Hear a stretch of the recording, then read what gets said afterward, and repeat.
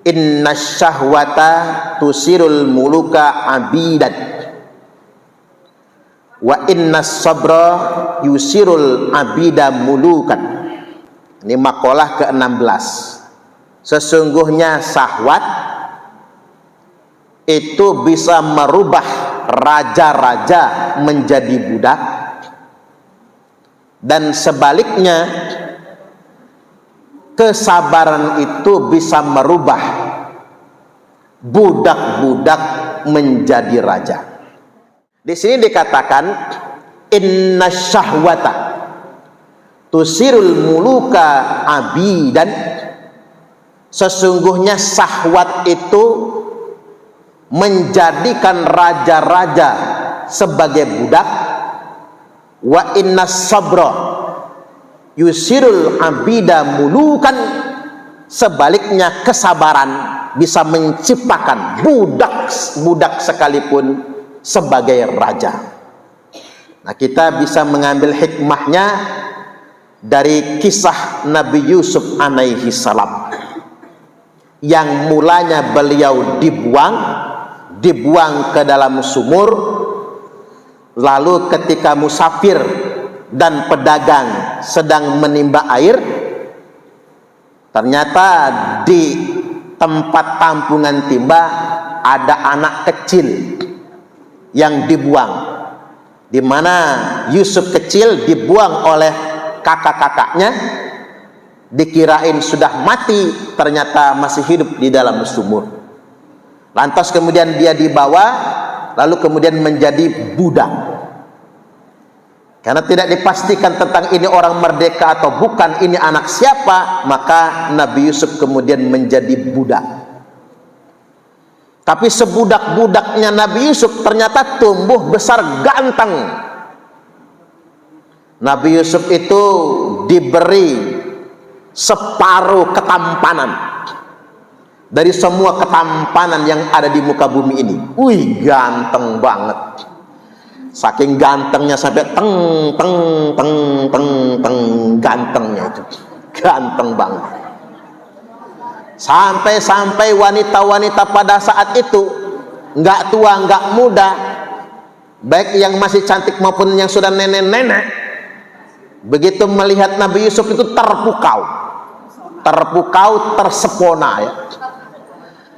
Terpesona, terkagum-kagum, sampai mereka digambarkan tak sadar kalau mereka yang sedang mengupas apel, bukan apel yang dikupas, tapi jari mereka yang tersayat. Saking tersepona tadi itu ya. Terpesona itu masih biasa, Bu. Di atasnya terpesona itu tersepona namanya ya, kata anak muda zaman sekarang. Jadi saking gantengnya. Nah, di tengah itu semua dia digoda. Digoda oleh siapa? Digoda oleh Zulaikha, wanita cantik, istri seorang menteri. Ada yang mengatakan istri menteri, istri perdana menteri, atau istrinya raja. Digodanya sampai diceritakan diajaknya untuk berzina. Nabi Yusuf menolak. Bukan karena dia impoten, normal banget Nabi Yusuf itu. Normal banget. Laki-laki sejati. Pejantan tangguh kalau kata orang sekarang. Laki-laki sejati. Syahwat dia punya, hawa nafsu dia ada, demen mah demen. Kebayangkan kereken sama kita. Zaman sekarang ada cewek cantik ngegoda si abang-abang. Bang, ini gratis, abang nggak perlu bayar. Gratis coba, nggak perlu bayar. Cantik, nggak ketulungan. Digoda sedemikian rupa. Dari sisi manusianya Nabi Yusuf demen, Nabi Yusuf pengen, Nabi Yusuf tergoda.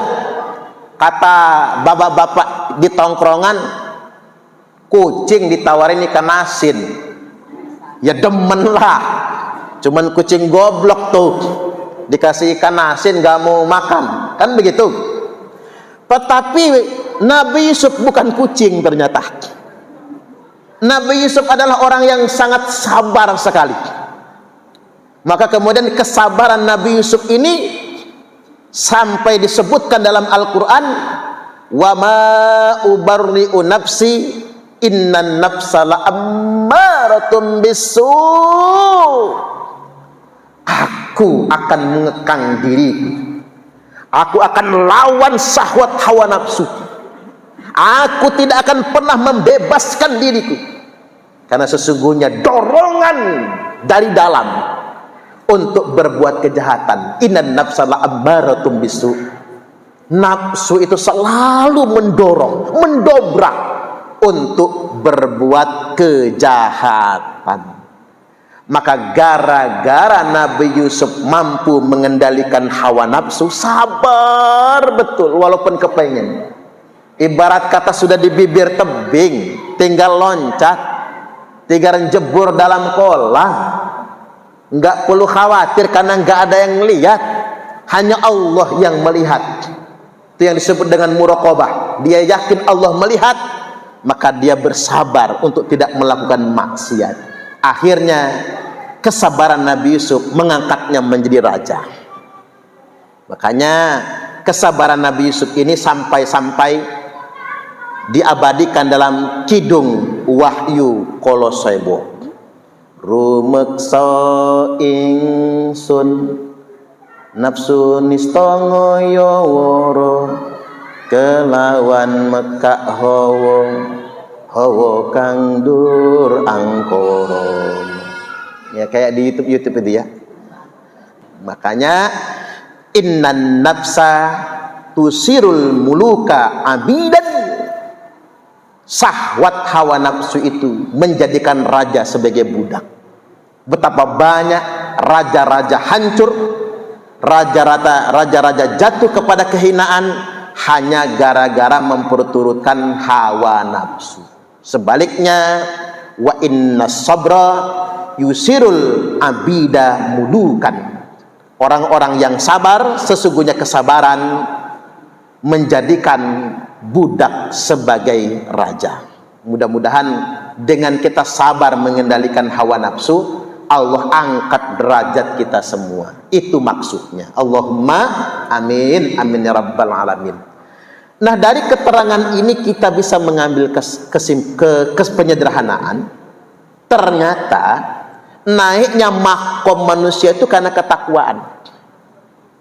Takwa itu takarannya kepada Allah, sabar dalam menjalani hidup, akhlak dalam memperlakukan sesama. Jadi takwa itu hablum minallah, hubungan kita dengan Allah, maka akan naik derajat kita. Sabar itu cara kita mengarungi hidup. Sedangkan akhlak cara kita memperlakukan sesama. Orang yang akhlaknya bagus tapi takwanya nggak bagus, belum tentu naik derajat. Ataupun dibalik, dia takwanya bagus, sholatnya terjaga, tahajudnya tiap malam, tapi nggak pernah senyum, judes, sama tetangga jutak. Orang senyum dia paling banter nyengir gitu, nggak ada ramah-ramahnya, nggak ada sumberingah-sumberingahnya, juga nggak bisa naik derajatnya.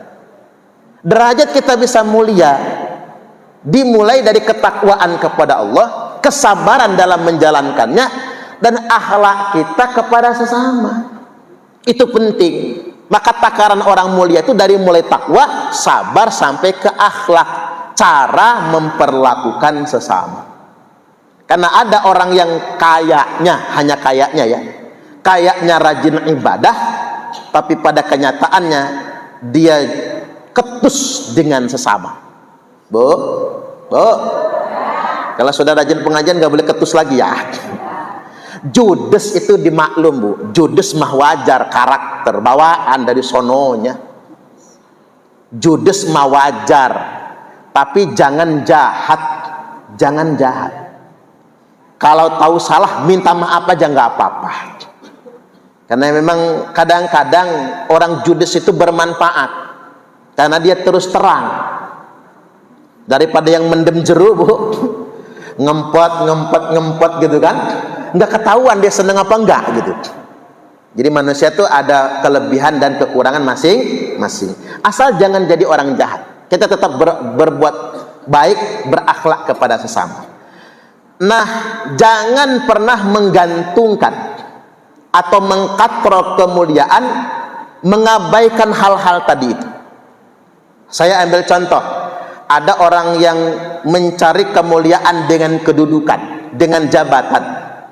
Iya, dengan jabatan, dengan kedudukan kita bisa naik derajat, bisa kok. Kita tahu, oh ini Pak Lurah, kita hormati lebih daripada orang biasa, betul nggak kira-kira? Oh ini Pak Camat, oh ini Pak Bupati, Ibu Wali Kota, oh ini Pak Gubernur, oh ini Menteri, oh ini Presiden.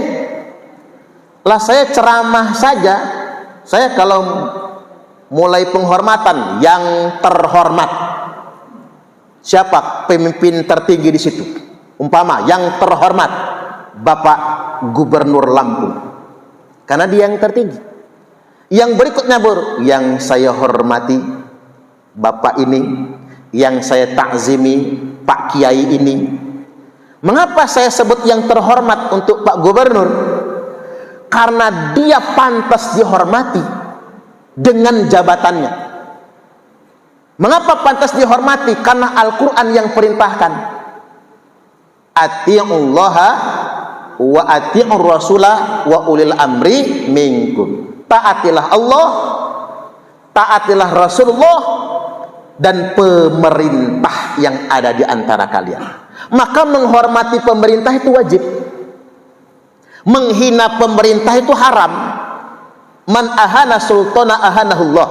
Barang siapa yang menghina pemerintah, menghina raja, menghina presiden, menghina kepala negara, maka nanti kebalikannya dia akan dihinakan oleh Allah. Tapi ingat satu hal, ketika orang dihormati karena jabatannya, tapi ingat karena jabatan itu juga dia bisa hina. Kullu sultanin la ya'dilu fi sultanihi wa huwa wa fir'aunu sawa. Semua raja-raja, semua kepala negara, semua sultan, penguasa yang tidak adil dalam menjalankan kekuasaannya, maka dia dengan Fir'aun gegoh gawah, sama saja. Maka jangan bergantung kemuliaan dengan kekuasaan dan kedudukan. Maksud saya begini, di satu sisi kita punya kewajiban menghormati orang yang punya kedudukan, betul nggak kira-kira? Hormatin dong, dia punya pangkat. Dan Al-Quran memang memerintahkan itu kan. Presiden datang, ya kita hormati sebagai presiden. Tapi ingat, jangan menggantungkan kehormatan dengan jabatan presiden. Karena pada akhirnya orang juga bisa hina gara-gara jabatan presiden. Yang kedua, orang bisa mulia dengan harta. Coba, kita itu ada orang melarat nih, rumahnya gedek gerebek, borok-borok mobil, sepeda aja nggak punya. Lalu ada orang kaya, rumah bertingkat, mobilnya 4, bininya juga 4 misalnya. Kira-kira hormat nggak kita? Lebih hormat sama yang berharta loh, Bu. Ini kita mau jujur-jujuran dulu ya, belak-belakan dulu aja. Bu Hajah, apa kabar Bu Hajah? Misalnya kan, kita hormat kan? Sebagai manusia, kalau kita ingin jujur, umumnya manusia itu lebih hormat dengan orang yang berharta daripada orang miskin. Betul nggak kira-kira? Tapi awas, orang berharta itu bisa mulia derajatnya kalau dia gunakan hartanya bermanfaat buat orang lain. Tapi kalau sebaliknya, hartanya cuma buat pamer, hartanya cuma buat kesombongan, kullu ghaniyin la yantafi'u bimalihi wa huwa wa qaruna sawa. Orang kaya yang hartanya nggak manfaat untuk sesama, maka dia dengan Qarun sama saja. Kita secara manusiawi lebih hormat dengan orang kaya daripada orang miskin. Apalagi orang kayanya dermawan.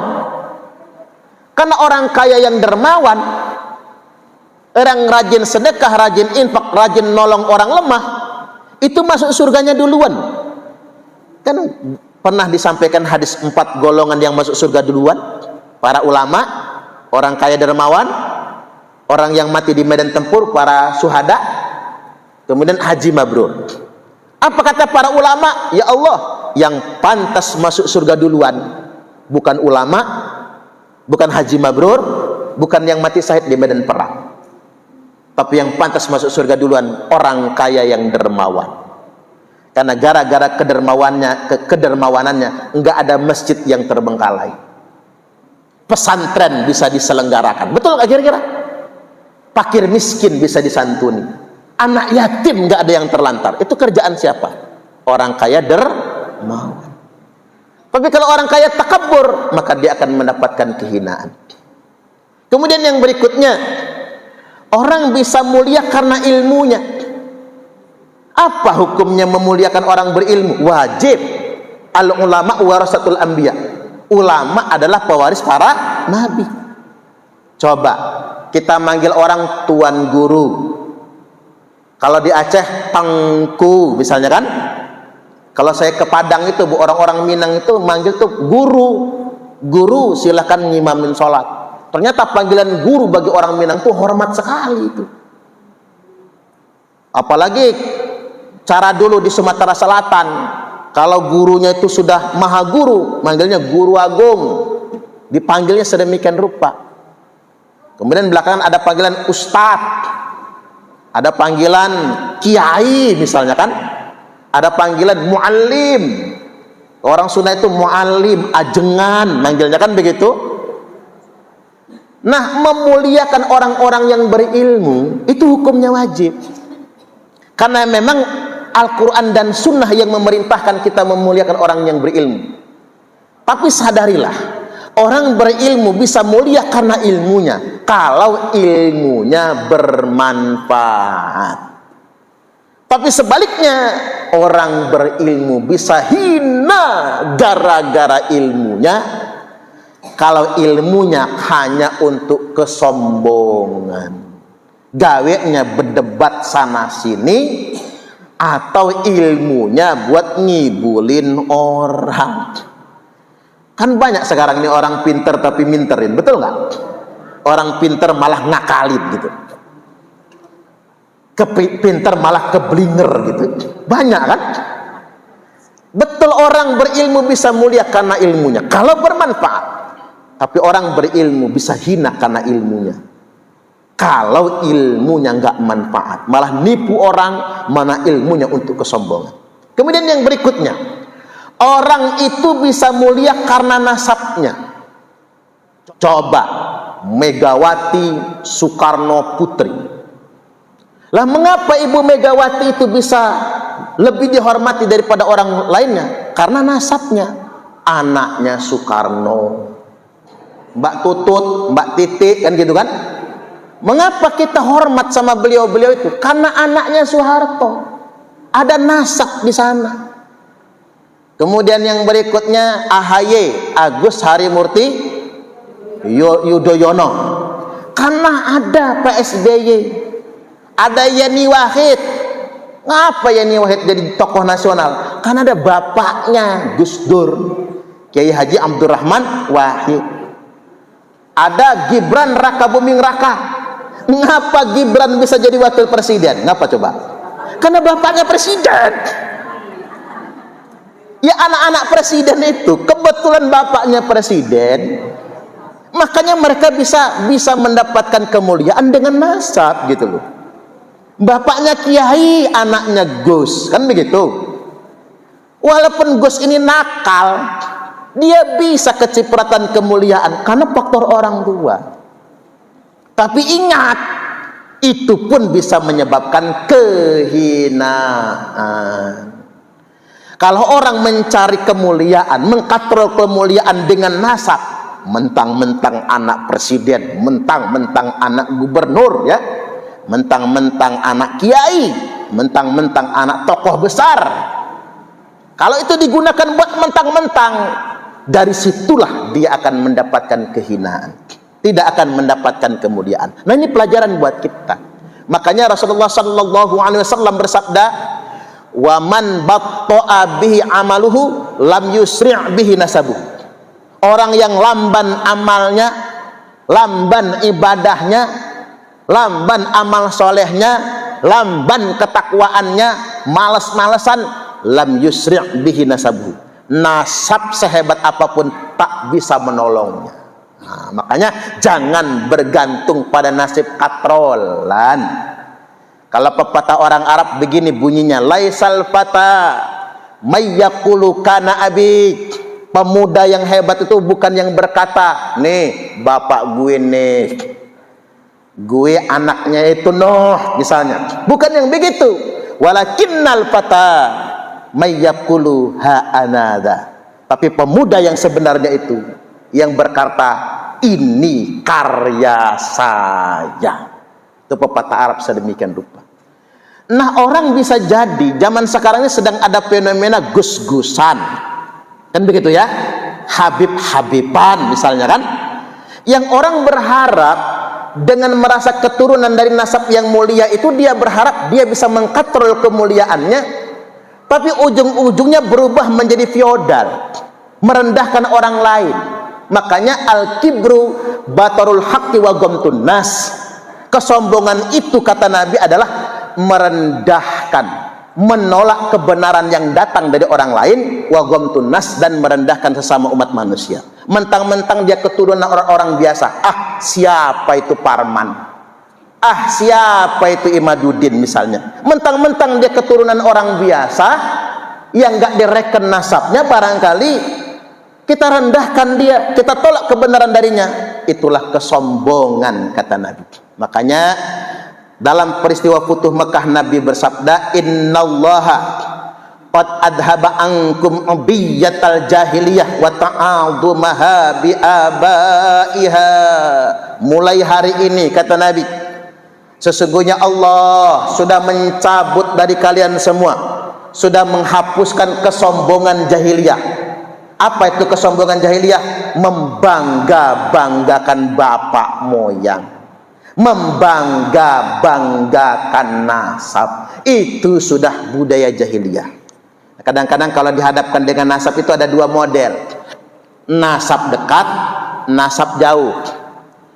Kalau nasab dekat itu boleh kita mengaku keturunan dari orang mulia, boleh, tapi tidak bisa digunakan untuk kepentingan yang melampaui syariat. Nah, yang sering digunakan orang ini nasab jauh, ngaku-ngaku keturunan kelompok anu, ngaku-ngaku keturunan Syekh anu misalnya, ngaku-ngaku keturunan dari kaum anu, padahal bukan. Nabi mengingatkan, manidda'a qauman laisa lahu fihim nasabun falyatabawwa maq'adahu minan nar. Barang siapa yang ngaku-ngaku dirinya keturunan kaum tertentu, misalnya keturunan Bani Suparman, atau keturunan Bani Suparmin misalnya kan, atau keturunan Bani Tukimin umpama, atau keturunan Bani Alimin misalnya, laisa lahu fihim nasabun, padahal dia ini bukan, dia bukan Bani Tukimin, bukan Bani Alimin, bukan Bani Suparmin, bukan. Dia cuma ngaku-ngaku saja. Fal yatabawwa maq'adahu minan nar. Monggo silahkan ngapling tempat yang sudah disediakan untuknya di dalam neraka. Jadi nggak boleh. Kalau kita ngaku-ngaku keturunan Tukimin, keturunan Suparmin, keturunan Alimin aja nggak boleh, apalagi ngaku-ngaku keturunan Nabi Muhammad sallallahu alaihi wasallam. Kan ada sih yang ngaku-ngaku keturunan Nabi Muhammad padahal bukan. Lah kalau kita ngaku-ngaku keturunan Tukimin saja padahal bukan bisa masuk neraka. Maaf yang suaminya Tukimin, maaf ya Bu. Biar seragam, Suparmin, Tukimin, Alimin maksud saya. Biar seragam ya. Oh ada. Nah kalau ngaku-ngaku keturunan Pak Tukimin, ngaku-ngaku keturunan Pak Alimin sama keturunan Pak Suparmin saja nggak boleh. Apalagi ngaku-ngaku keturunan Nabiullah Muhammad sallallahu alaihi wasallam. Bukan kemuliaan yang akan didapatkan, justru kehinaan. Nah, paling baik beginilah, bukan mengabaikan kedudukan, bukan mengabaikan harta kekayaan, bukan mengabaikan ilmu pengetahuan, bukan mengabaikan nasab keturunan, tapi yang benar, gapailah kemuliaan dengan takwa, kesabaran dan akhlak dengan sesama. Itu aja sudah.